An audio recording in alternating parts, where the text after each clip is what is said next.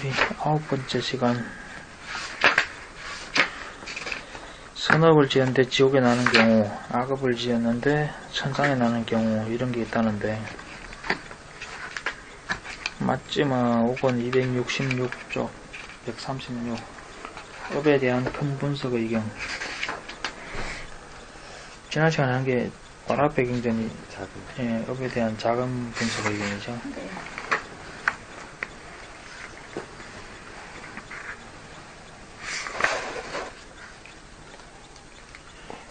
시간을 조금 단축해 볼까요?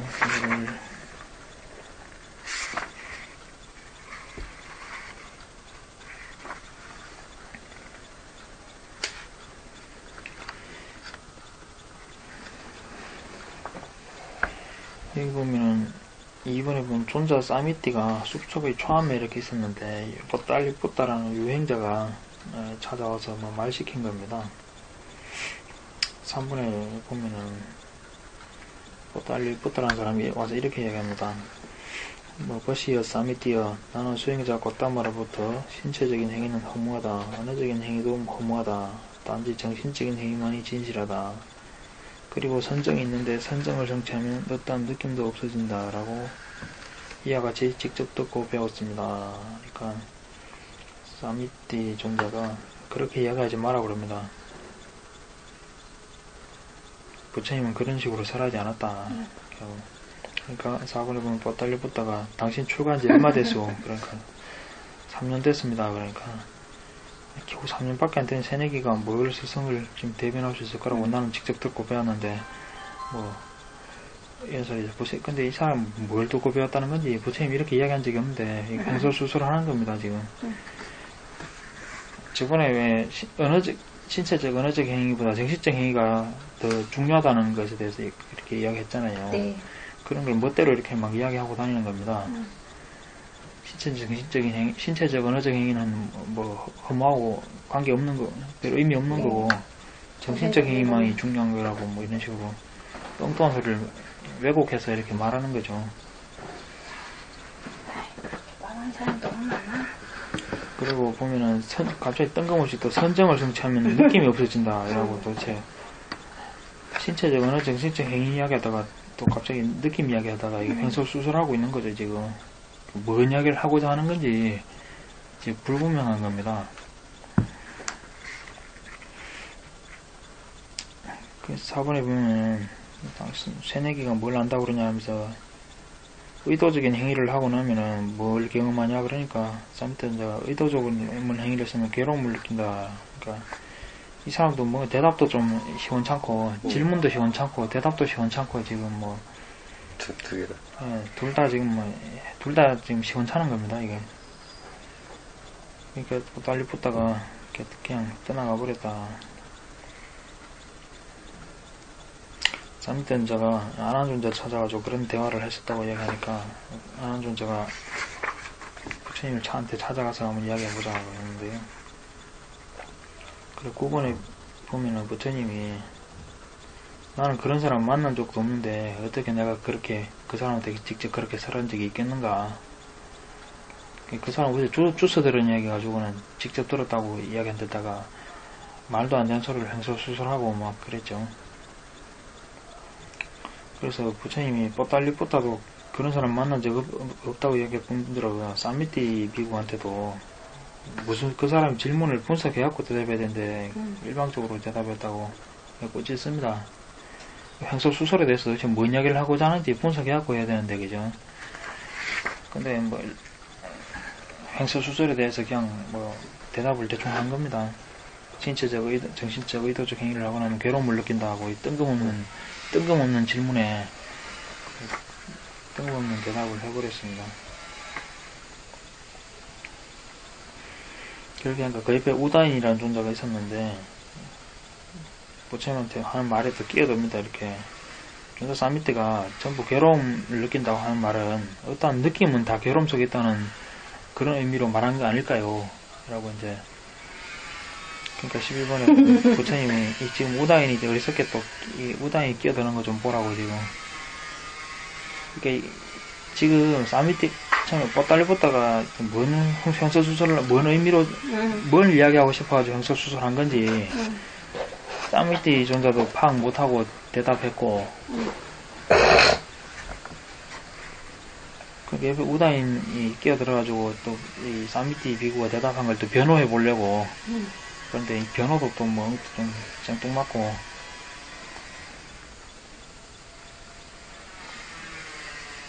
그래서 부처님이 11번에 네 번째 주문은 처음부터 영자 보따리 뻗다는 세 가지 느낌에 관해서 물었었다. 이렇게 얘기한 겁니다. 신체적, 언어적, 정신적 행위와 느낌의 관계에 대해서 이야기하려고 했던 겁니다. 근데 뭔 알지도 못하고 그냥 횡설수설하고 물은 거죠. 그래서 부처님은 이렇게 얘기합니다. 이렇게 그런 어리석은 자한테는 이렇게 대답해야 한다 한 건데요. 신체적, 언어적, 정신적으로 결과가 즐거움을 느끼지는 의도적인 행위를 하면 즐거움을 느낄 거고 괴로운 느낌이 느껴지게 되는 행위를 했으면 괴로움을 느낄 거고 즐겁지도 괴롭지도 않은 느낌을 느낄 만한 행위를 했으면 그런 느낌을 느낄 거라고 된다고 이렇게 대답했어야 되는 겁니다.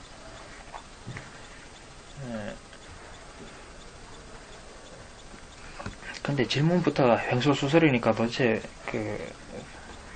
갑자기 질문하는 걸 보면은 뭐 신체적 어느 정신적 행위가 뭐 진실과 허무에 대해서 이야기한 다음에 갑자기 선정을 정치하면 느낌이 없어진다는 동 뭐 이런 좀 앞뒤 없는 질문을 했잖아요. 네. 그래서 지금 들은 사람들이 다들 지금 헷갈리고 있는 거예요. 저도 헷갈려요. 네, 부처님 말씀 들어야 돼. 부처님 파악에서도 그 사람이 어리석어서 질문도 제대로 못한 건데 네. 그 사람이 알고 싶어 했던 거는 행위와 느낌에 관한 관계 같은 걸 알고 싶어 했었다는 거죠. 끼어들었어. 그러니까 즐거운 과보를 받을 만한 행위를 했으면은 즐거운 느낌을 받게 되는 그런 과보를 얻을 거고 네. 괴로운 과보를 얻을 만한 행위를 저질렀으면은 괴로운 느낌을 받게 되는 그런 결과를 일으키게 된다. 어떤 행위를 했느냐에 따라서 거기서 오는 거지. 뭐 신체적, 어느 정신적 의도적으로 했으면 일방적으로 뭐 즐거운 느낌이 온다든지 괴로운 느낌이 온다든지 이건 안 맞는 이야기죠. 물론 여기 보면은 이제 처음에 질문이 횡설수설했기 때문에 이대로 지금 여러 사람이 다들 헷갈리고 있는 것 같아요.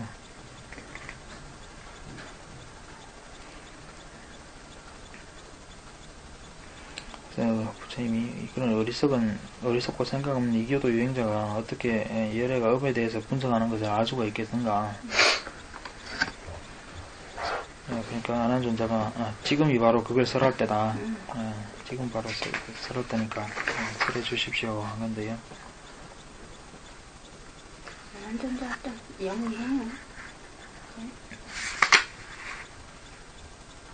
부처님이 과거에 7 부처님한테 다 시자가 있었지만 그 중에 안한다가 시자로서 가장 뛰어나다고 시자로서는 굉장히 칭찬을 했습니다. 네.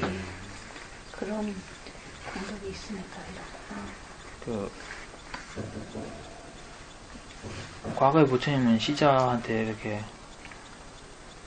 뭐 시킬 때는 뭐 하라고 말로 시키거나 아니면 이렇게 눈짓을 줘야만이 이렇게 했는데 안하는 그렇게 할 필요 없이 내가 뭘 필요로 하는지 제가 바로바로 눈치껏 해가지고 고개만 딱 들어도 벌써 뭘 하려는지 다 안다고. 그래가지고 과거 부처님처럼 이렇게 막 일일이 시키고 이런 거 필요 없다고 가장 뛰어난 시자였다고 이렇게 칭찬하는 게 있습니다. 헌신적으로 시봉을 한 거죠. 네. 뭐를 진짜 실천한 것 같아요. 우리 어리석은 중생들처럼. 그러지 않고.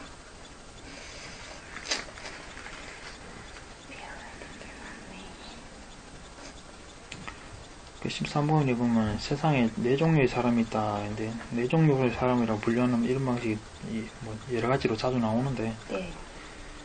13번에 1번에 보면은 생명을 죽이고 주저앉는 것을 빼앗고 사람을 나누며 잘못된 행위를 하고 거짓말, 이간질, 욕짓거리, 꿈에대는 말, 탐욕, 분노, 잘못된 기나 이런 시박법들을 갖췄는데 그 사람이 죽은 뒤에 지옥에 태어나게 된다.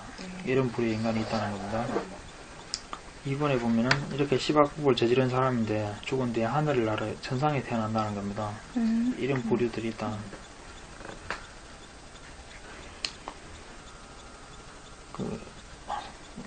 또 3번에 보면은 이렇게 십선법을 지은 사람이 있는데 이 사람이 죽은 뒤에 하늘나라에 태어나는 경우가 있고 4번에 보면 이렇게 십선법을 평생 닦았는데 지옥에 태어나는 경우가 있다. 사람들 흔히 그러죠. 아니 불교에서는 뭐 과부 이야기하면서 뭐 맨날 평생 나쁜 짓 하고도 잘만 사는 사람이 있더라. 근데 무슨 과부가 있냐. 그런데 불교에서 그렇게 이야기하는 게 아니죠. 불교에서는 평생 좋은 일 평생 좋은 일 했는데 못 살 뿐만이 아니라 그러고 지옥까지 가버리는 사람도 있다는 겁니다. 더 최악으로 보이는 전혀 과보가 없어 보이잖아요. 평생 나쁜 짓 했는데 잘 먹고 잘 사는 정도가 아니라 나쁜 짓 그래 많이 한 사람이 천상에까지 가버리는 경우도 있다는 겁니다. 이건 더한 거죠.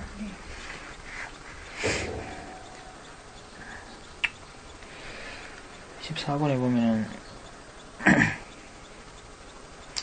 어떤 수행자나 성직자는 열중에 의하고 노력에 의하고 수행에 의하고 방일하지 않음에 의하고 올바로 주의를 기울임에 의하여 이와 같은 마음의 삼매를 경험한다. 세상에 어떤 수행자가 있는데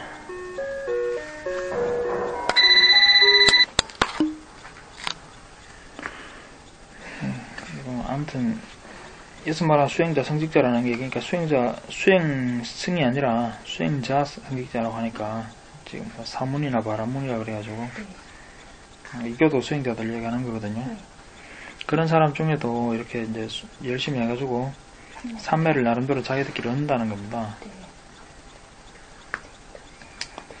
자기들의 안에 삼매를 얻고 그렇게 해서 천안통을 나름대로 얻는다는 겁니다. 그래서 천안통을 얻어서 이런 걸 관찰하는데 살생, 도수, 상, 거짓말, 이간질, 욕짓거리 뭐 이래가지고 시박법을 닦는 사람을 관찰한다는 겁니다. 그 사람이 그걸 그렇게 닦고 난 뒤에 지옥에 태어나는 것을 보게 된다는 겁니다. 그렇게 해서 이 사람이 이렇게 이런 견해를 가지게 된다는 겁니다. 악한 행위가 있고 거기에 대한 과보도 있다. 이런 견해를 가지게 된다는 겁니다. 아, 평생 나쁜 사람 짓 하는 거 보고 나쁜 짓 하는 사람이 지옥이나 이런 데 태어나더라. 아, 확실히 과보라는 건 있다. 이런 견해를 가진다는 겁니다.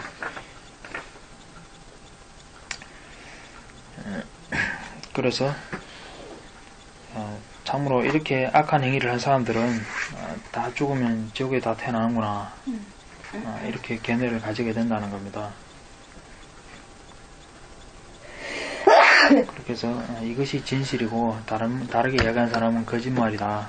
보도 못하면서 이야기하는 거다. 이렇게 견해를 가진다는 겁니다.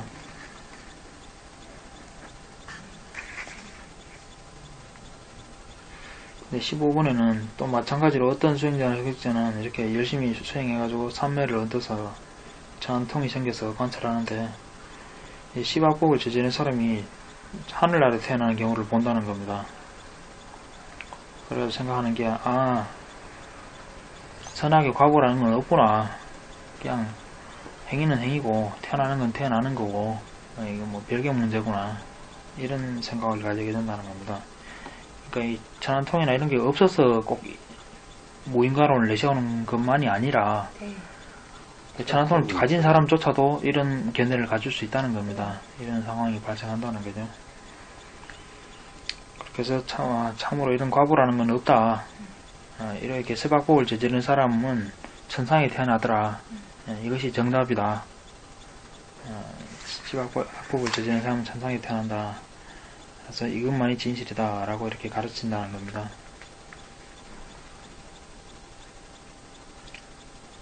또 16번에 보면은 어떤 수행자는 삼매를 얻고 찬통을 얻어서 이렇게 십선법을 닦는 사람을 보는데 십선법을 닦은 사람이 천상에 태어나는 걸 보고 선업의 과보는 있다.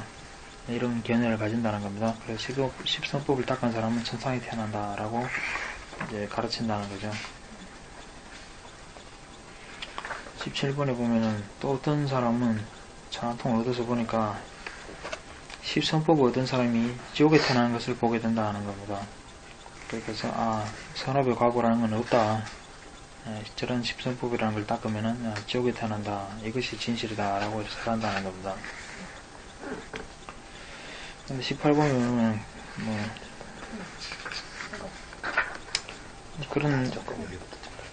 그런데 안한다에 이 세상에 어떤 수행자나 성직자가 참으로 악한 행위가 있고 악한 행위에 대한 과보도 있다 라고 말한다면 나는 그것에 동의한다. 과보가 있다고 주장하는 사람이 있다. 악한 행위에 대한 과보가 있다고 주장하는 사람이 있으면 그것에 부처님은 동의한다는 겁니다. 또 그가 이제 시박법을 저지른다면은 그가 죽은 뒤에 지옥에 태어나는 것을 본다라고 이야기했을 때 그 말은 동의한다는 건데 부처님도. 그런데 이렇게 시박법을 저지른 사람은 그 모두가 지옥에 태어난다 이렇게 이야기한다면은 부처님은 거기에 동의하지 않는다. 여러 가지는 분석의 이제는 이게 그런 거하고는 다르기 때문이다 라고 하는 건데, 악업에 대한 과보가 있다 그거 동의하고, 악업을 저지른 사람이 지옥에 태어나더라 그건 동의하는데, 악업을 저지른 사람이 모두 다 지옥에 간다 이거는 동의하지 않는다는 겁니다.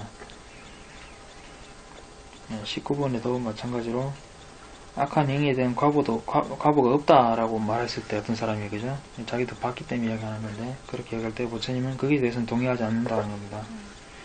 그렇지만 악한 행위를 하는 사람이 천상에 태어나는 것을 본다라고 하면은 그것은 동의한다는 겁니다.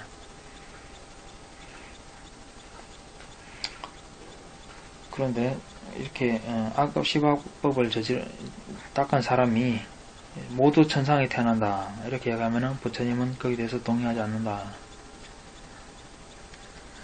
그렇게 달라 보이는 경우가 발생하는 건 인정하지만은 모두가 다 그렇다라고 단정적으로 이야기하는 것은 부처님은 동의하지 않는다는 겁니다. 20번, 21번도 마찬가지고요. 선한 행위에 대한 과보가 있다 그러는 건 인정하지만 과보가 없다는 건 인정하지 않는다는 거고, 선한 행위를 한 사람이 천상에 나는 것을 봤다는 것도 동의하고 지옥에 태어나는 것을 봤다는 것도 동의한다는 겁니다. 그렇지만 모든 경우가 다 그렇다라고 한 가지를 단정 짓는 것은 부처님은 인정하지 않는다.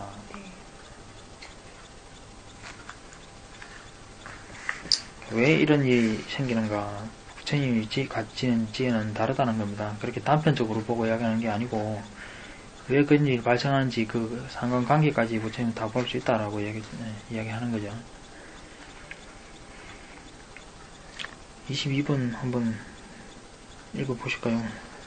그리고 원한다여 이 세상에 살아가는 생명을 죽이고 주지 않는 것을 빼앗고 사랑을 나눔에 잘못된 행위를 하고 거짓말을 하고 이간질을 하고 욕짓거리를 하고 흠며대는 말을 하고 탐욕스럽고 분노하고 잘못된 견해를 갖고 몸이 파괴되고 죽은 뒤에 괴로운 곳, 나쁜 곳, 타락한 곳, 지옥에 태어난다면 그 사람은 이전에 악한 행위로 인해 고통스러운 결과를 가져온 것이거나 나중에 악한 행위로 인해 고통스러운 결과를 가져올 것이거나 죽을 때 잘못된 견해를 갖거나 이룬 결과일 것이다.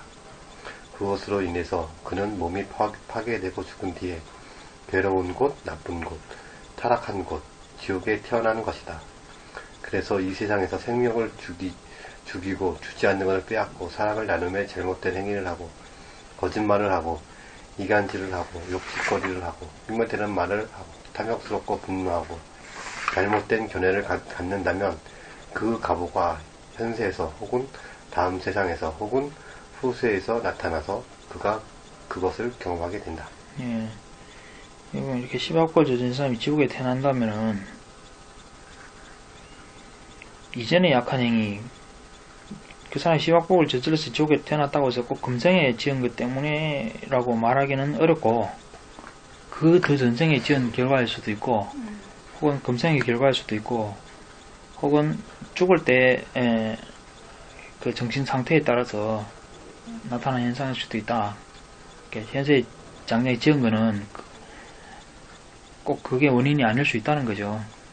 그 사람이 평생 악업을 짓고 살았더라도, 그렇게 해서 그 사람이 지옥에 태어나더라도 꼭 현재 악업을 지은 그것 때문만은 아닐 수 있다는 거죠. 그 전생에 또 문제 있을 수도 있고, 현생의 문제보담도 죽을 당시에 어떤 마음을 먹었느냐, 그 영향이 더 컸을 수도 있고, 원인은 여러 가지가 있을 수 있다는 겁니다. 그래서 그 과보가 나타나는 시점은 과보를 현세에서 받는 경우도 있고, 받기도 하고, 혹은 다음 생에 받기도 하고, 혹은 그 후세라고 하는 거는 이제 바로 다음 생이 아닌 그 뒤로 나중에 받는 수도 있다. 선생님, 그 주에 221번 보면 그게 좀 말이 좀 이해가 안 가는데요? 221번 주에. 천원으로 관찰할 때 살생 등의 행위를 한 사람은 이전에 행위한 살생 등 때문에 지옥에 가는 것이 아니라 그 이후에 행한 살생의 악한 행위. 그 이후에 행한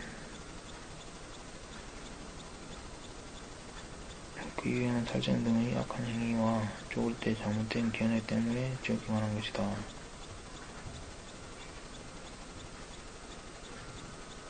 비록 이 말은 좀 아니잖아요. 그렇죠. 이게 좀 이상하죠. 본문하고 틀리잖아요. 지금 이야기가. 그래서 이게 좀 이상한 것 같아요.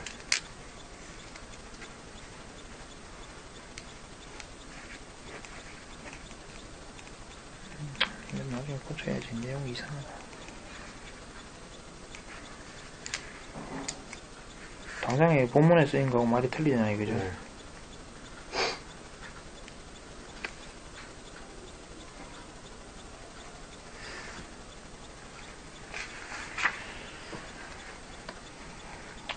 그렇고 23번에 보면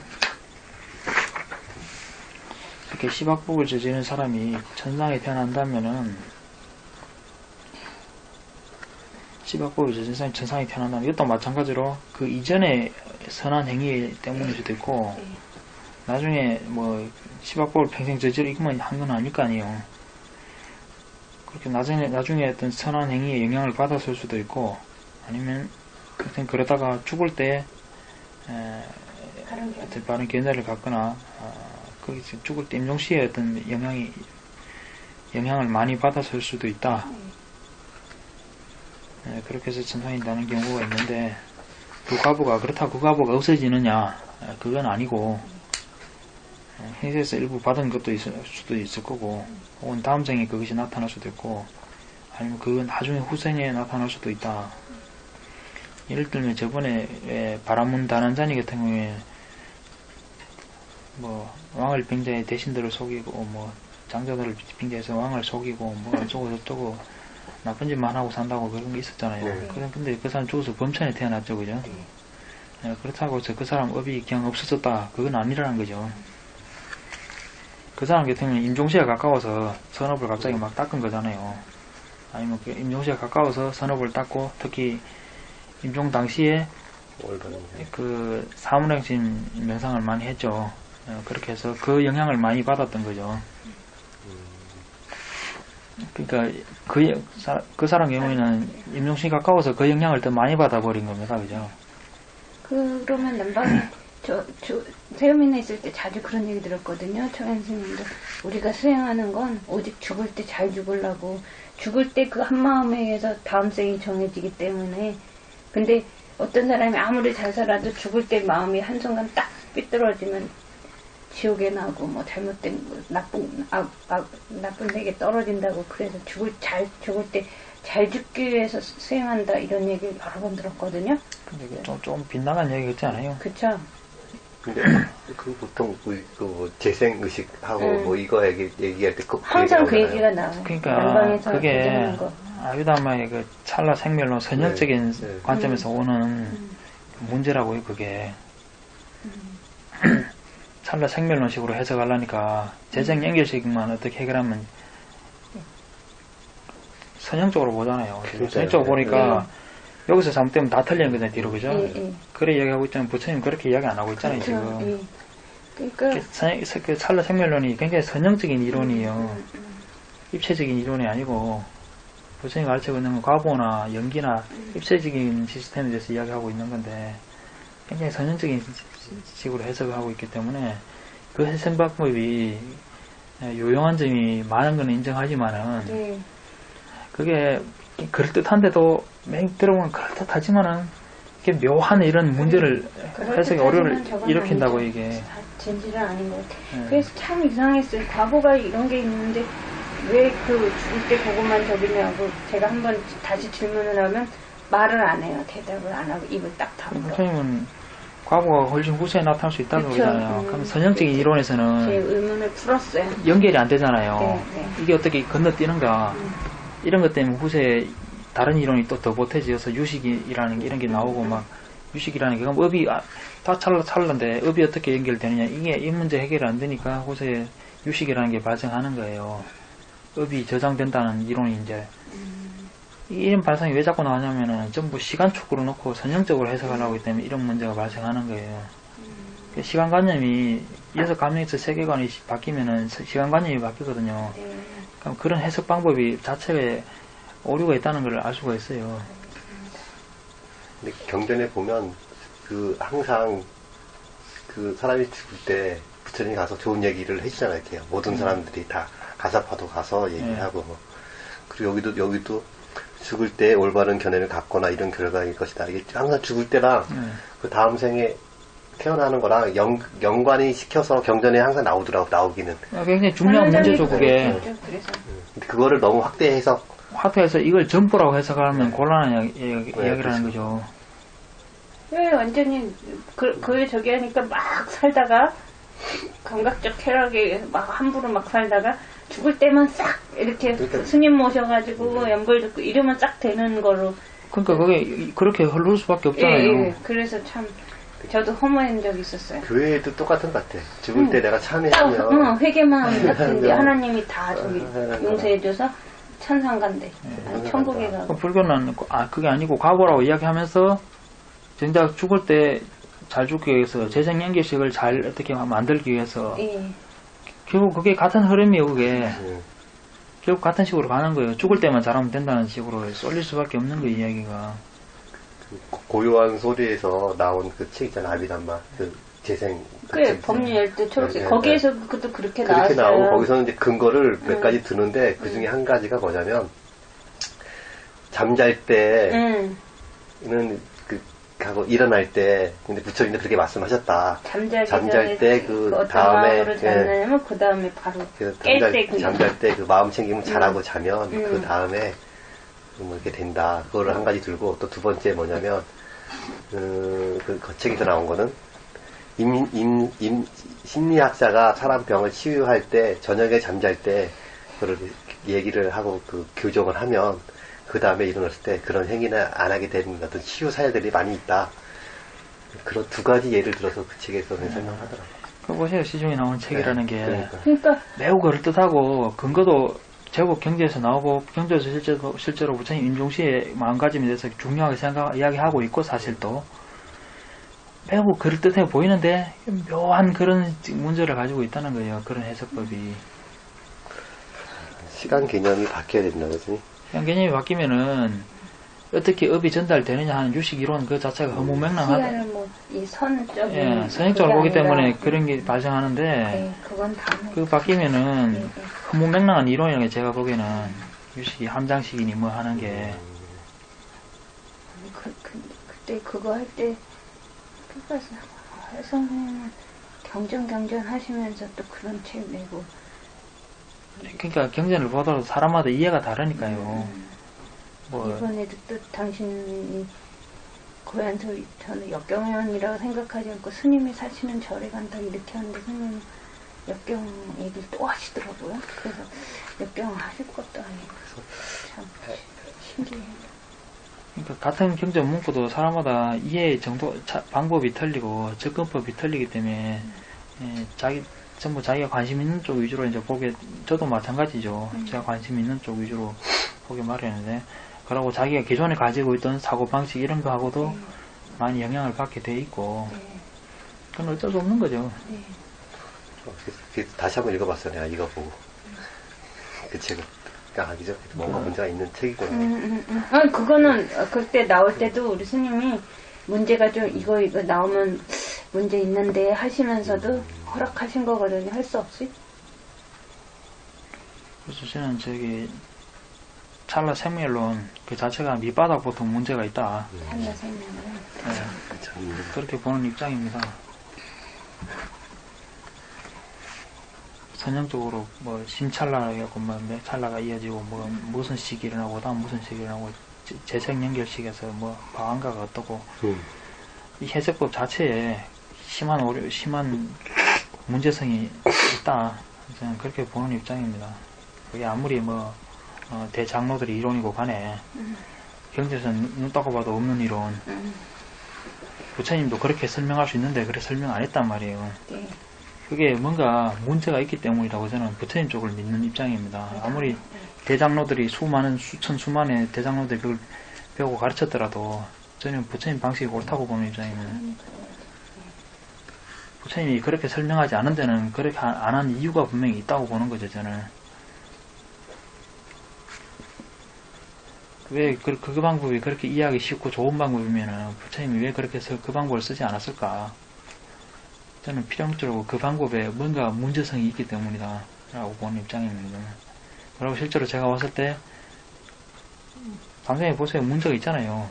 그 선형적인 방법에 우선 오류 아니에요.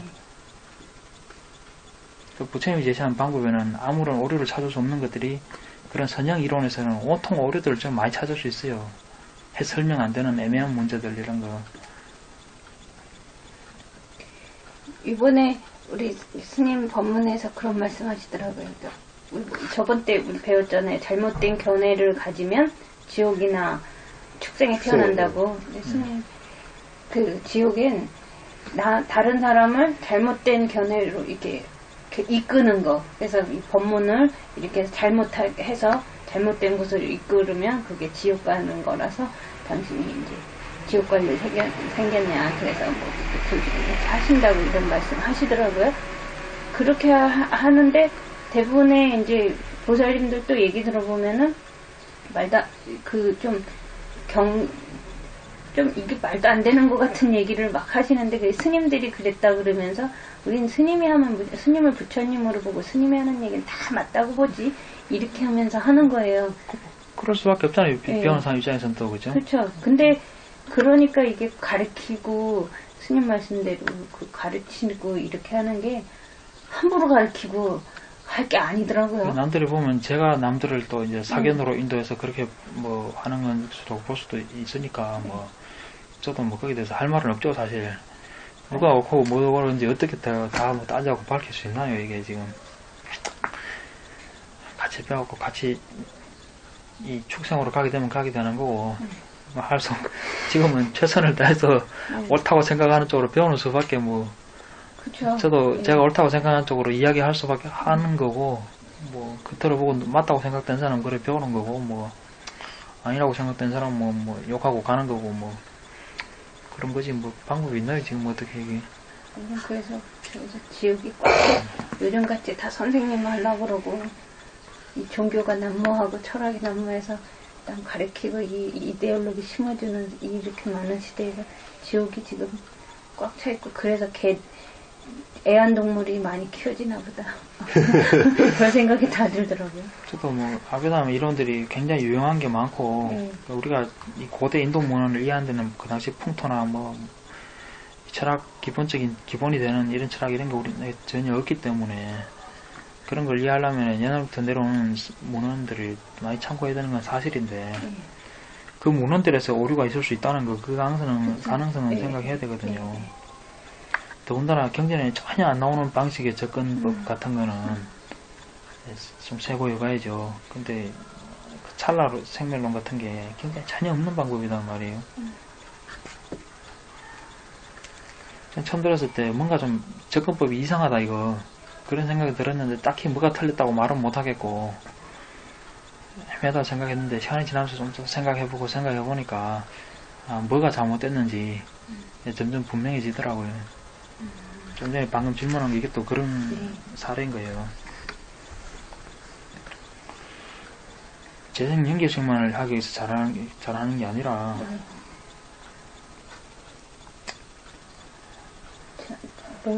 전체 윤회의 그건 훨씬 나중에 결과가 나타날 수 있기 때문에 네. 단지 죽을 때 잘 죽기 위한 게 많이 아니죠. 그렇죠.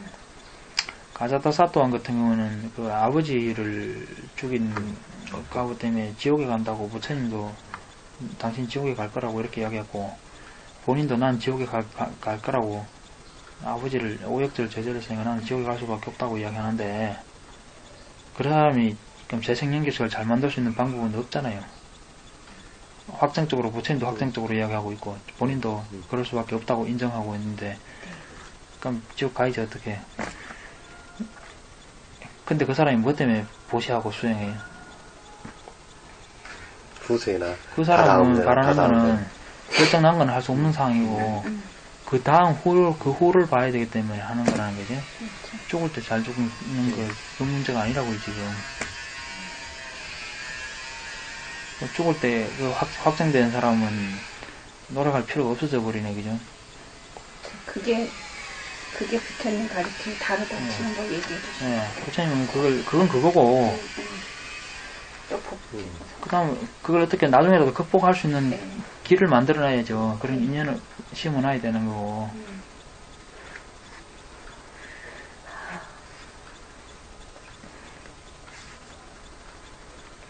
부처님은 이런 것을 어떻게 극복할 것인가, 그거에 대해서 초점이라는 겁니다. 네.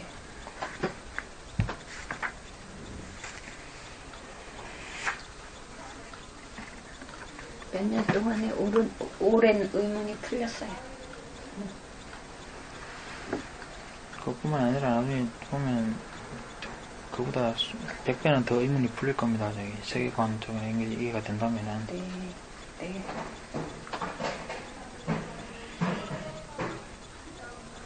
24번에 보면 어떤 사람이 13법을 닦아서 천상에 태어난다면은 그것은 꼭 현세에 닦은 것뿐만 아니라 그 이전의 것일 수도 있고 현생의 것일 수도 있고 뭐 죽을 때 좋은 마음을 먹었기 때문일 수도 있고 반드시 다른 사람들이 볼 수 있었던 그 행위만이 천상에 태어나는 원인은 아닐 수 있다는 거죠. 과거라는 거는 왜냐하면 현세에서 나타나기도 하고 다음 생에 나타나기도 하고 후세에 나타나기도 하고 상황에 따라 다양하기 때문에 현생에 그 사람 행위만 보고 단정적으로 이야기할 수가 없다.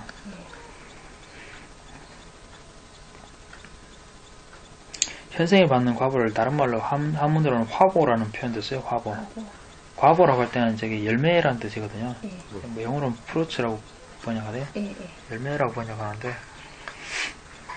현세에 받는 거는 한문경전들 보면 화보라 그래가지고 꽃화자 써가지고 말 되네요.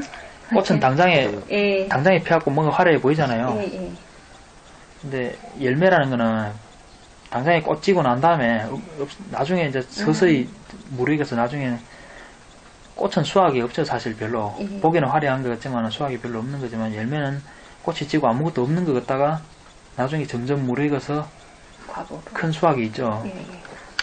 그래서 실은 과보가 그 영향이 더 크다는 거죠. 나중에는 당장에는 별로 안 보이는 듯하다. 나중에 더 크게 나타나는 건데 현세에서 받는 화보라고 하는 거는 당연히 사람 몸으로 겪으니까 뭐 큰 듯해 보이지만은 과보의 영향은 실은 별로 크지 않다는 거죠.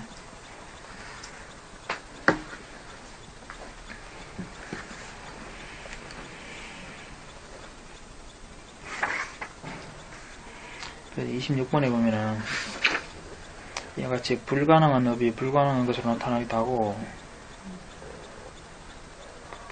불가능한 업이라기보다 제가 보기에는 불가능해 보이는 업이 그렇게 표현하는 게 맞지 않을까요? 불가능해 보이는 것이 불가능한 것으로 불가능한 업이 가능해 보이는 것으로 나타나기도 하고 또 가능해 보이는 것이 가능한 것으로 나타나기도 하고 가능해 보이는 게 가능하지 않은 것을 불가능한 것으로 보이기도 한다. 가능 불가능이 뭔가 하면 예를 들면 악법을 저지른 사람이 천상에 태어나는 건 불가능해 보이잖아요. 그러니까 실제로 불가능하게 지옥에 가서 실제로 천상에 태어나는 게 불가능해 보이게 나타나기도 한다는 거죠. 이제 악업을 저지른 사람이 천상이 나는 게 이게 불가능한 게 가능해 보이는 걸로 보이는 그런 거죠, 그죠? 이런 것들입니다. 한문본 쪽에 보면 이런 표현이 있는데 익은 것이 덜 익은 것, 익은 것이 익은 것으로, 덜 익은 것이 덜 익은 것으로, 뭐 덜 익은 것이 익은 것으로 보이기도 하고, 익은 것이 덜 익은 것으로 나타나기도 한다. 뭐 또 이런 표현이 있습니다.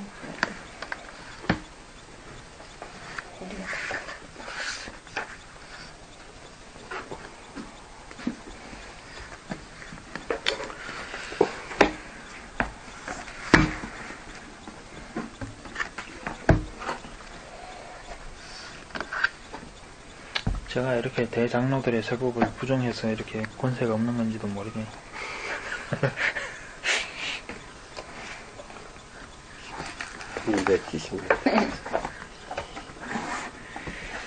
다음 할 거는 바세나디 왕의 잘못된 제사. 화보가 아니라 과보를 받으시겠지, 뭐 좋은 과보. 선생님이 그래도 경전을 많이 봤던가 봐요. 예, 그러신가 봐요, 스님. 경전 외에는 별로 관심도 안 가고 믿음도 안 가고 뭔가 다르다는 게 또 금방 눈치가 채지고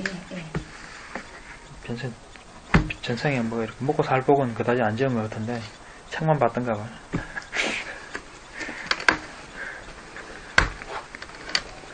먹고 살 복에 대한 그 과보는 아직 말하기 이르지요, 스님. 예, 뭐 여태까지 그렇다고 크게 곤란을 겪은 것도 그렇죠. 사실 뭐 별로 없으니까 큰 복은 별로 전혀 없는 것 같다 이거지 뭐.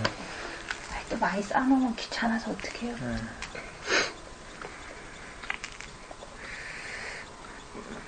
바세나대왕의 잘못된 제사 쌍육다 1권 276쪽.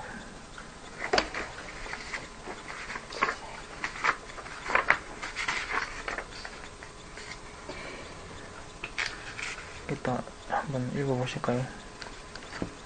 읽으세요. 한때 세종께서 서파티시에 계셨다. 그때 코살라 부부의 바세나디 왕이 큰 제사를 준비하고 있었다. 500마리 큰 황소와 500마리 황소와 500마리 암소와 500마리 사냥과 500마리 양들이 제사를 위해서 기둥에 묶여 있었다. 또한 왕의 노예와 신부름과 화인들도 있었는데 그들은 짐승을 도살하는 것을 두려워하며 공포에 떨며 슬픈 얼굴로 울면서 제사 준비를 하고 있었다. 그때 많은 수행승들이 아침 일찍 옷을 입고 바루와 가사를 들고 탁발을 하기 위해 사바티시로 들어갔다.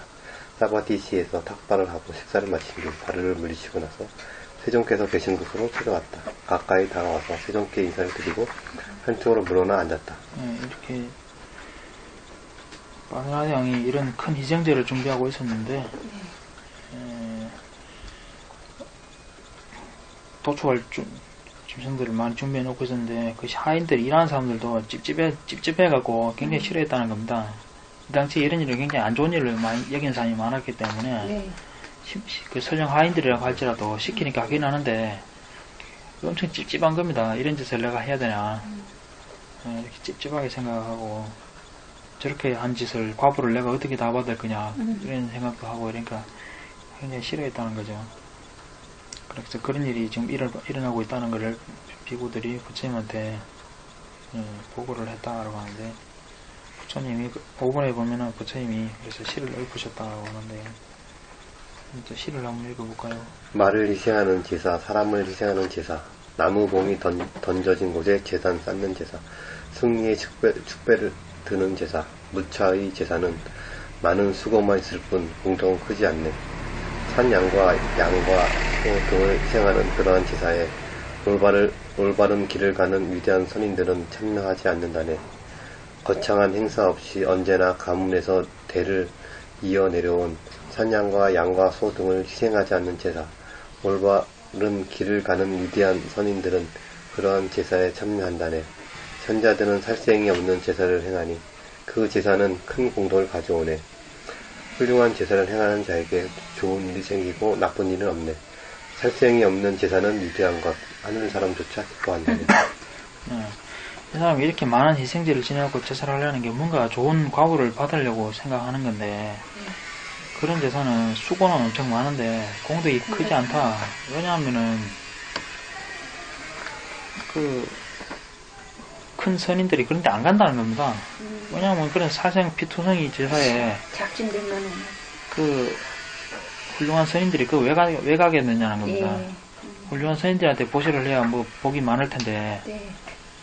음식을 했으면 이제 나눠줘갖고 뭐 이렇게 복을 쌓고 해야 될 건데 뭐 훌륭한 선인들이 그런데 안 간다는 겁니다. 근데 무슨 그 수고는 많이 했는데 어떻게 복을 얻겠는가? 오히려 그런 것이 없는 제사를 지내면은 여기는 훌륭한 선인들 아라한들이 많이 가니까 그렇게 해서 보시를 하면은 오히려 더 큰 복을 얻을 수가 있다.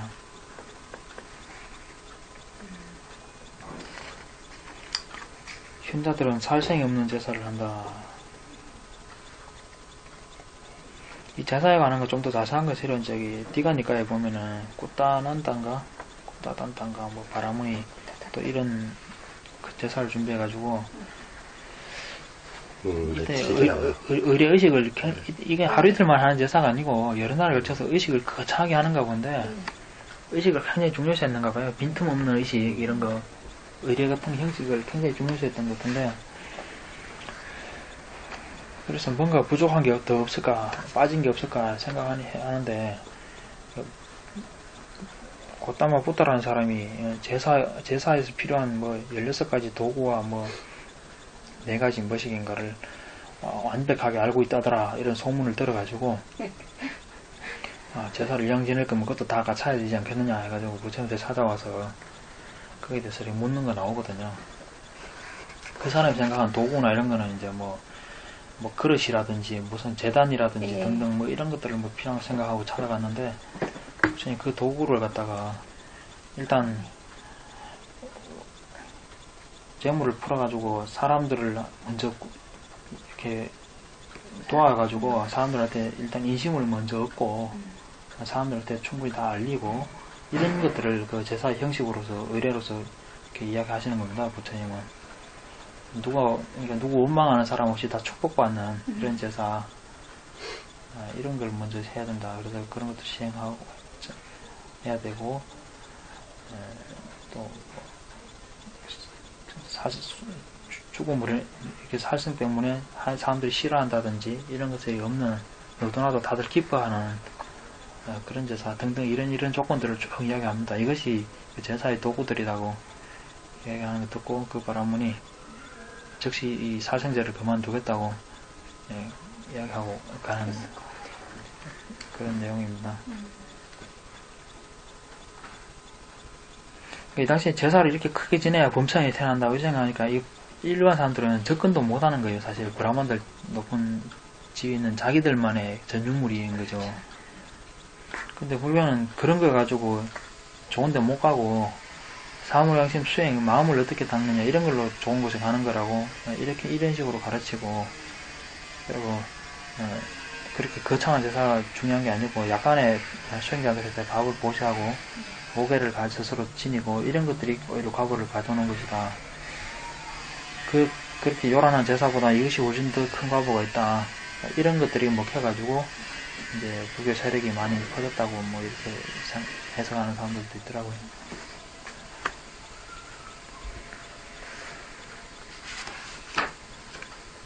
그 다음 또 303쪽에 한번 볼까요?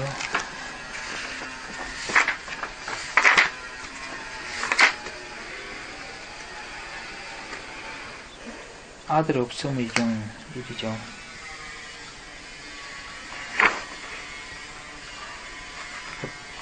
한번 읽어보실까요? 한때 세존께서 사와티시에 계셨다. 그때 꼬살라국의 빠사나디 왕이 대낮에 세존께서 계신 곳으로 찾아왔다. 가까이 다가와서 세존께 인사를 드리고 한쪽으로 물러나 앉았다. 한쪽으로 물러나 앉은 꼬살라국의 빠사나디 왕에게 세존께서 이와 같이 말씀하셨다. 대왕이시여, 당신은 어떻게 대낮에 왔습니까? 세존이시여, 사바티시에서 어떤 백만장자가 죽었습니다. 그에게는 상속받을 아들이 없으므로 내가 그의 유산을 몰수하여 왕궁으로 가져다 놓고 왔습니다. 세존이시여, 그에게는 금이 800만 냥이나 있는데 은은 말해서 무엇하겠습니까? 세존이시여, 그 백만장자는 쌀겨로 만든 죽을 먹었고 새 조각으로 기운 대마옷을 입었으며 나뭇잎으로 덮개를 한 낡은 수레를 타고 다녔습니다. 대왕이여, 그렇습니다. 대왕이여, 그렇습니다. 참 사람이 아닌 사람은 막대한 부를 얻어도 스스로를 즐겁게 하지 못하고 기쁘게 하지 못하며 부모를 즐겁게 하지 못하고 기쁘게 하지 못하며 처제를 즐겁게 하지 못하고 기쁘게 하지 못하며 하인과 심부름꾼과 고용인을 즐겁게 하지 못하고 기쁘게 하지 못하며 친구를 즐겁게 하지 못하고 기쁘게 하지 못하며 수행자나 성직자를 즐겁게 하지 못하고 기쁘게 하지 못하여 위로 올라가서 하늘나라로 인도되어 좋은 가보를 받게 하고 하늘나라에 태어나게 하는 보시를 하지 못합니다. 그의 그러한 재산들이 이와 같이 올바르게 사용되지 않으면 국왕에 의해서 몰수되고 도적에게 빼앗기고 불에 타고 물에 떠내려가고 가게 되고 자신의 마음에 들지 않는 상속인에게 박탈당하게 됩니다. 대왕이여, 재산이 올바로 쓰이지 않는다면 이와 같이 두루 사용되지 못하고 없어져 버리고 맙니다. 좀 더 읽어볼까요? 대왕이여, 예를 들어 사람이 없는 지역에 연못이 있으면 그 물이 깨끗하고 시원하고 맛이 좋고 색깔이 투명하고 제방이 잘 갖추어져 아름답다 하더라도 그 물을 사람이 나르지 못하고 마시지 못하고 목욕하지 못하고 인연에 따라 사용하지 못합니다. 예. 국왕이 대낮에 먼지를 뒤집어서 그렇게 얘는 먼지 이야기는 안 나오나? 네. 안 나오는데 제가 한문본 보면은 먼지를 덮어서 왔다고 나오거든요. 예. 왜 대낮에 이렇게 먼지를 다 덮어서 이렇게 왔느냐 물으니까 큰 재력가가 죽었는데 이때는 재산 상속권이 남자밖에 없어가지고 예, 여자들은 설령 그 장자의 부인조차도 상속권이 없는 겁니다. 이때는 여자 경우에는 여자 자체가 재산 개념으로 그 개념이었기 때문에 상속권 같은 게 없는 거죠. 그래서 아들이 없으면 그 상속을 아무도 그 엄마도 못 받고 그 아내도 못 받고 딸도 못 받습니다. 그래서 그런 경우에는 상속자가 없기 때문에 나라에서 몰수하는 겁니다. 그래서 왕이 몰수해서 왕궁에 가져다 놓고 오다 보니까 재산 조사로 왕이 직접 나갔겠죠. 워낙에 많은 재산이니까 이제 빼돌리고 이런 거 이제 막으려면은 왕이 직접 나가서 재산 조사하고 하다 보니 집 나르고 빼고 뭐 하다 보니 먼지를 많이 덮었었다는 건데, 그런데 그 사람이 평소에 쌀도 제대로 된 백미쌀도 아니고 쌀개 같은 걸로 만든 죽을 먹고 옷도 대충 떼온 대마옷 같은 거 그런 거 기본 옷 이런 거는 있고 나뭇잎으로 덮개를 한 이제 수레 이런 장식이 잘 된 수레가 아니라 깨지지한 이런 수레나 타고 다녔다. 그래서 부처님이 참 사람이 아닌 사람은 그렇게 막대한 불을 얻었는데 자기도 못 즐기고 남한테도 안 주고 처자식도 하인들한테도 즐겁게도 못하고 재산은 많이 가진데 아무도 그걸 즐긴 사람이 하나도 없다는 겁니다. 남한테 베풀지도 않고 그래가지고 결국은 뭐 국왕한테 몰수되거나 뭐 아니면 조정한테 뺏기거나 물에 떠내려가거나 뭐 불에 타거나 등등 이렇게 없어질 뿐이라는 거죠. 예를 들어서 좋은 연못이 있는데 아무도 쓰는 사람이 없고 퍼나는 사람이 없으면 그 연못이 그냥 그러다 말라부터 없어진다는 거죠. 오히려 보호하는 게 아니라.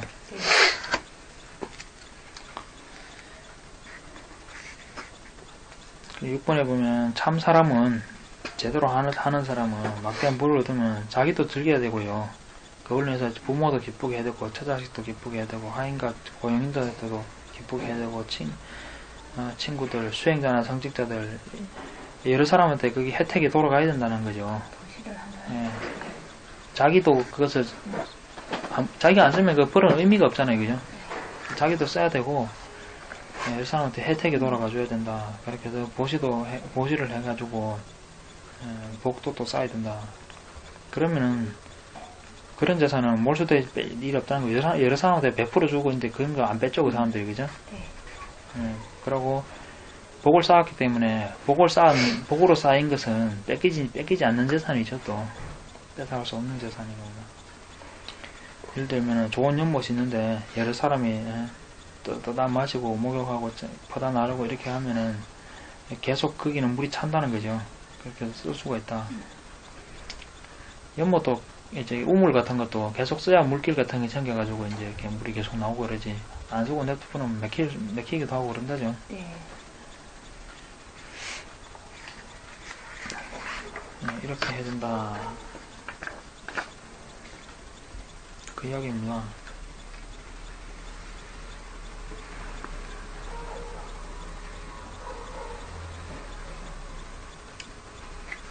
바로 다음 경전도 아들 없음의 경 2, 이것도 같은 경전인데요. 네.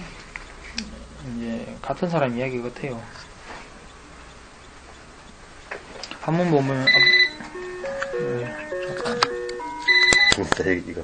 응? 그치. 이제는. 이번은 재밌더라. 이번에 보면 한문본에는 이 두 사람이 동일 인물로 나옵니다. 네. 그 한문본에 보면 앞 경전은 그 사람이 죽었다는 이야기 안 나오고 저렇게 인생한 사람이 있다고 왕이 와서 이야기를 하고 가서 그래서 부처님이 저렇게 하면 안 좋다고 이제 연못 비유하고 그러고 돌아갔고 그 다음에 그 사람이 죽어서 이분이 재산을 몰수했다고 해서 또 찾아오고 이렇게 두 분 이야기로 나오는데 여기는 둘 다 죽은 거에 관한 이야기로 나오네요. 네. 그래서 이 백만장자가 죽었다는 소식을 부처님이 이제 한테 전하러 왔는데 부처님이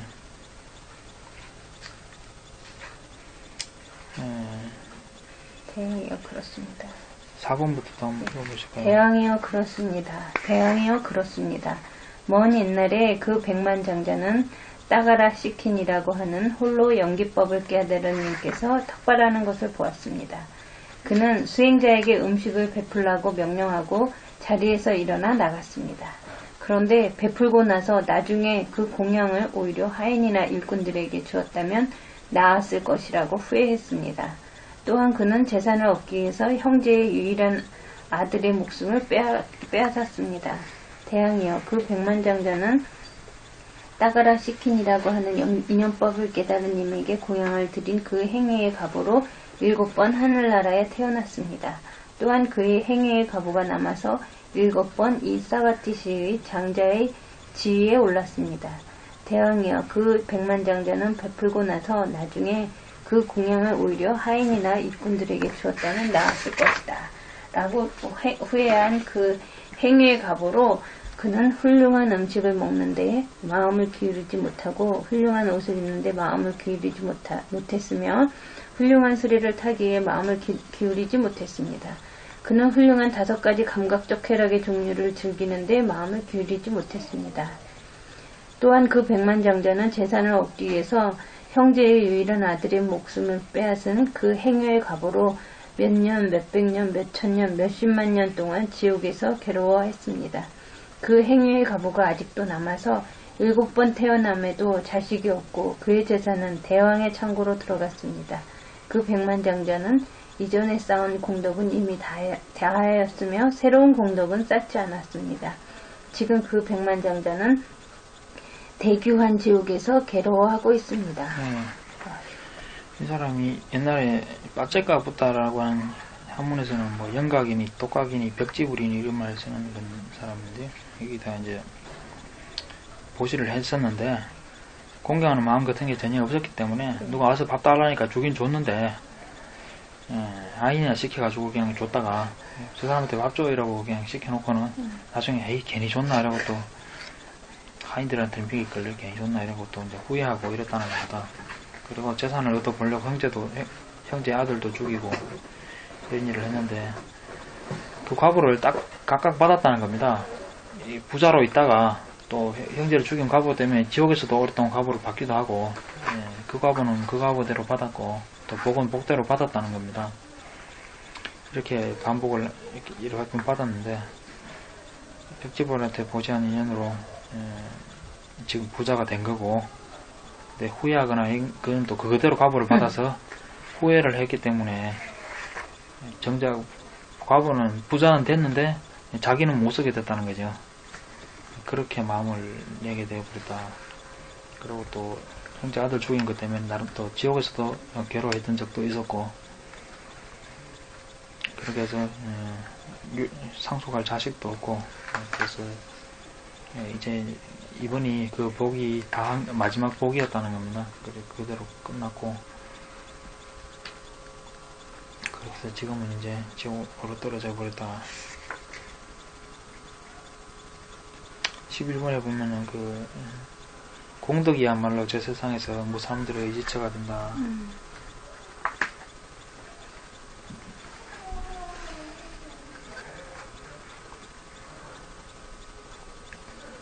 600. 621쪽 한번 볼까요? 제석천왕의 전쟁의 실천. 제석천이면 도리천의 왕이잖아요. 도리천 왕은 뭐 도대체 어떻게 해가지고 왕이 되었는지, 도리천 왕이 되었는지.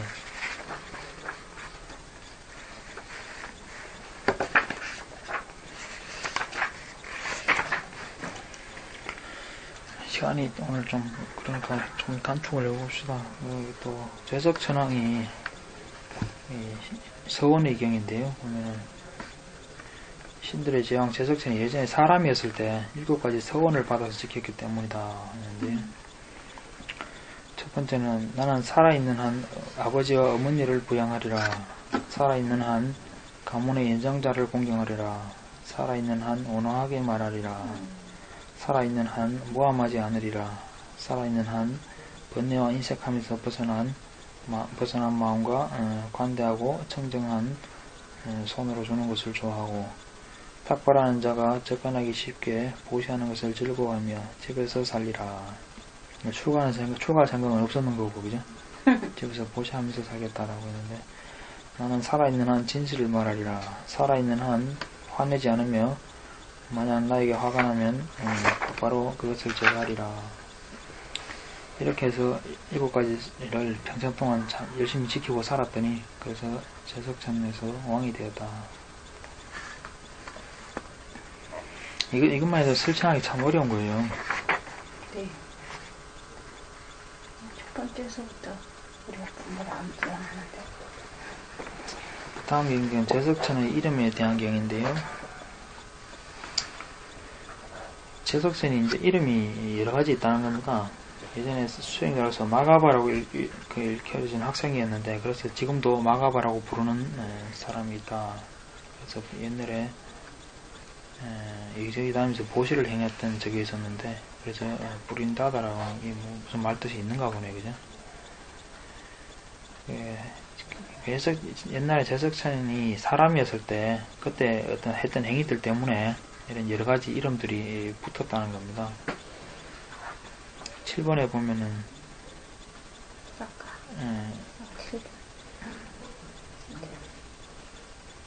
6번에 보면 천가지 사물에도 순식간에 생각한다. 이건 이제 천인의 음력으로 타고난 신통이죠, 그죠?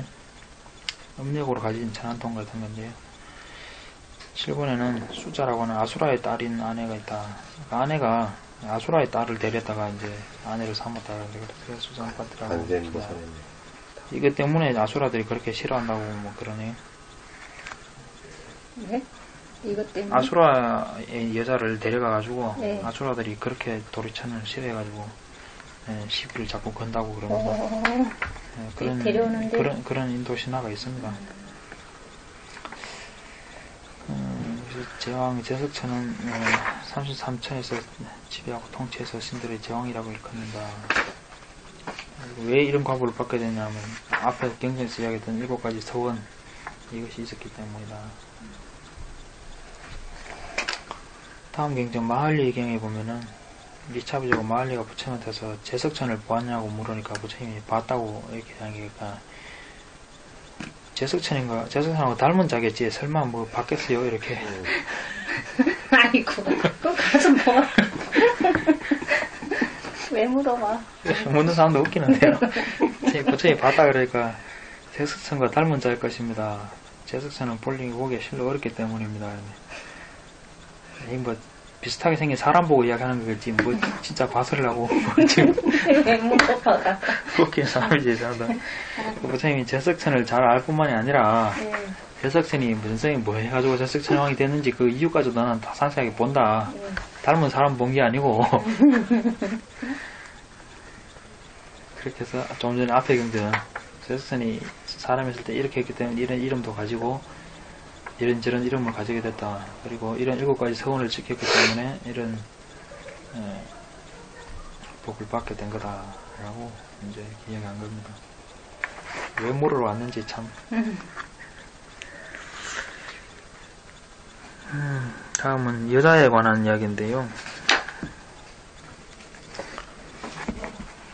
제 쌍타 4권.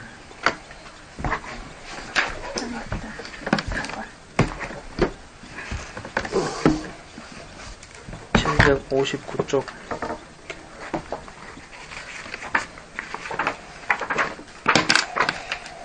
지금까지 이야기한 것들 쭉 보면 전부 일반적인 사람들이 생각할 수 있는 그런 관점의 표현들이 나오는 그런 언어로 표현된 거죠, 그죠? 네. 그럼 여기서 죽어서 천상이 태어난다 하는 게 이게 사람들이 일반적으로 쓰는 그 관념적인 언어입니다, 그죠? 예, 궁극적인, 불교에서 막 궁극적인 표현 방법이 아니고 네. 그런 방법은 이제 천변호사님이 이해할 수가 없기 때문에 이렇게 일반적인 관점에서 이야기가 되는 겁니다. 이 지금 여자에 관한 문제도 뭐 그런 거라고 볼 수가 있는데요. 37 쌍유타 전체가 여자에 관한 이야기로 되어 있습니다. 일반적인 관점에서 이야기하는 건데요. 한번 여인의 경 한번 읽어보실까요? 수행승들이여 다섯 가지 원리를 갖춘 여인을 남자들은 지극히 마음에 들어하지 않는다. 다섯 가지란 무엇인가? 용모가 아름답지 않은 것이다. 재산이 없는 것이다. 덕성이 없는 것이다. 게으른 것이다. 남편을 위해 아이를 얻을 수 없는 것이다. 수행승들이여 이들 다섯 가지 원리를 갖춘 여인을 남자들은 지극히 마음에 들어하지 않는다. 수행승들이여 다섯 가지 원리를 갖춘 여인을 남자들은 지극히 마음에 들어한다. 다섯 가지란 무엇인가? 용모가 아름다운 것이다. 재산이 많은 것이다. 덕성이 있는 것이다. 부지런한 것이다. 남편을 위해 아이를 얻을 수 있는 것이다. 수행승들이여 이들 다섯 가지 원리를 갖춘 여인을 남자들은 지극히 마음에 들어한다. 바로 다음 경전도 또 마찬가지인데요. 네. 반대로 이런 남자는 여인들이 좋아하지 않는다. 네. 용모가 준수하지 않고 재산 없고 덕성이 없고 게으르고 아내를 위해 잉태시킬 수 없는 것. 씨없는 씨 없는 수박인가요? 그래서 그 반대의 경우에는 또 좋아한다. 남자 여자는 이 다섯 가지에 대해서 서로 바라는 거는 지금도 똑같은 것 같아요. 똑같다는 겁니다. 네. 여자만인 겪는 건 다와요. 다음 경우는 특수한 고통인데 수행승들이여 남자들과는 달리 여인에게는 여인이 겪어야 하는 여인에게만 주어진 특수한 다섯 가지 고통이 있다. 다섯 가지란 무엇인가? 수행승들이여 세상의 여인들은 나이가 어릴 때에 시집가서 친족과 떨어져 지낸다. 수행승들이여 이것이 남자들과는 달리 여인이 겪어야 하는 여인에게만 주어진 특수한 첫 번째 고통이다. 수행승들이여 세상의 여인들은 월경을 한다. 수행승들이여 이것이 남자들과는 달리 여인이 겪어야 하는 여인에게만 주어진 특수한 두 번째 고통이다. 그리고 세 번째 여인들은 임신한다. 네 번째 여인들은 분만해야 된다. 다섯 번째 여인들은 남자에게 봉사한다. 이때 이제 여자들이랑 풍습이 여자는 16살 정도의 시집을 가는 게 보통이었다 그러니까요. 네. 어릴 때 벌써 시댁으로 가서 거기서 이제 살아야 되니까 친족들하고 오래 못 지내잖아요, 그죠? 네. 그리고 월경을 해야 되고 임신해야 되고 분만해야 되고 그리고 집안 살림을 해야 되니까 남편 시중을 이리저리 들어야 된다. 그랬고요. 봉사에는 많은 게 들어가 있지. 그거. 이러다 보니까 여인에게만 주어진 고통이다 하는 거고요. 또 다음 게 세 가지 원리의 경우 보면은 세 가지 원리를 갖춘 여인은 죽은 뒤에 지옥에 태어나게 된다. 아침에는 인색함이 가득한 마음으로 집에서 지내고 낮에는 질투가 가득한 마음으로 집에서 지내고 저녁에는 욕망으로 가득한 마음으로 집에서 지낸다. 아침에 인색함이 가득하다고 하는 게 이건 뭐 오는 아이들에게 우유 등 음식을 줄여야 하지 않는다 그러는데 탁발 안 저는 제가 보기에는 탁발 쪽이 아닐까. 예. 누가 우리 집에 바쁘 들어오면 어떨까 해가지고 문 닫아놓고 모른 척 해야지 뭐 그쪽이 맞지 않을까 싶어요. 뭐 자기 집 가족들 아이들한테 음식 안 주려고 할 이유는 없잖아요. 주석들이 보면 가끔 좀 납득이 안 되는 것들이 이렇게 이거 유명한 주석서인데도 이렇게 좀 납득이 좀 안 되는 게 있어요. SRP면 지금 부타고사 주석서라고 돼 있는 건데요. 진짜 부타고사가 다 썼는지는 그것도 의문이긴 한데 좀 이해가 안 되는데 일단 문항하고 뭐가 달라서 이해를 못하는 건지 잘은 모르겠는데 조금 납득은 안 되네 이게.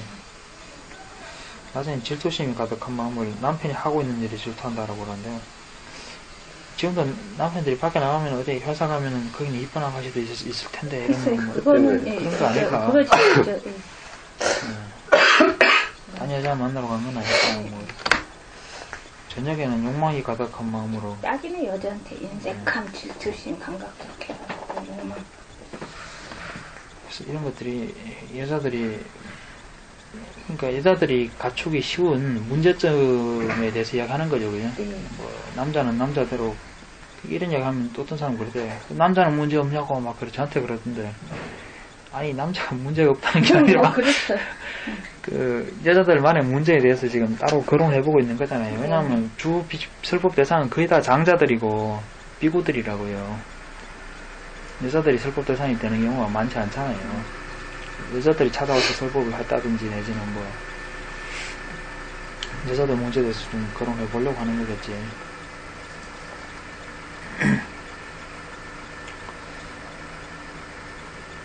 그렇게 해서 다음 거 있는 아누르타의 경우 보면은 아누르타가 자기는 천인으로 여인이 지옥에 태어난 것을 보는데 어떠한 권리를 갖추면은 여기서 원리는 이제 단마라고 번역한 겁니다. 그죠? 어떠한 법을 갖추면은 지옥에 나는가.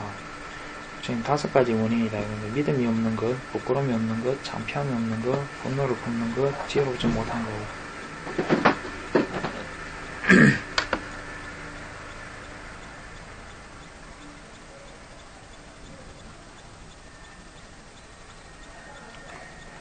다음 경전도 보면은 같은 내용입니다. 아누르타 존자가 묻는 게 아니라 부처님 스스로 이야기하고 있는 거고요.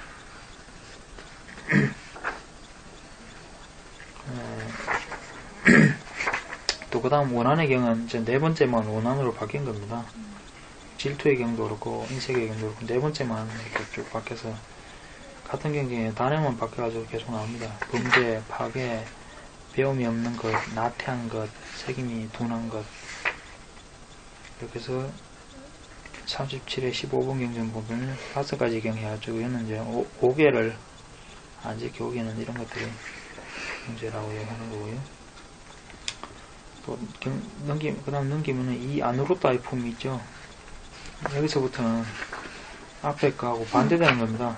여자 여인이 천상에 태어나는 경우를 보는데 어떤 걸 생각해요? 5가지에서 분노 없음, 원한 없음, 질투 없음, 인색하지 않음, 범죄를 짓지 않음, 계행을 지킴, 많이 배움, 열심히 정진함, 책임의 확립, 5가지 계행 이렇게 이야기합니다. 또 그 다음 3 힘의 품 보면은 여인에게 5가지 힘이 있다 하는데 용모의 힘, 재산의 힘, 친족의 힘, 자식의 힘, 덕성의 힘. 자식의 힘이 자식의 힘이 크지 않겠어요, 그죠? 여자들이 힘으로 밀리면 이제 그 자식을 내세워가지고 당신이 어떻게 아들한테 뭐 어떻고 우리 애한테 어떻고 뭐 우리가 이러는데 당신이 어떻게 그럴 수가 있냐 뭐 등등등 뭐 이렇게 그걸로 힘을 쓰잖아요. 최고네. 네. 나는 이거 아무것도 없으니까 덕성의 힘만 키워야 되겠다. 내가 할 수 있는 건 그것밖에 없어.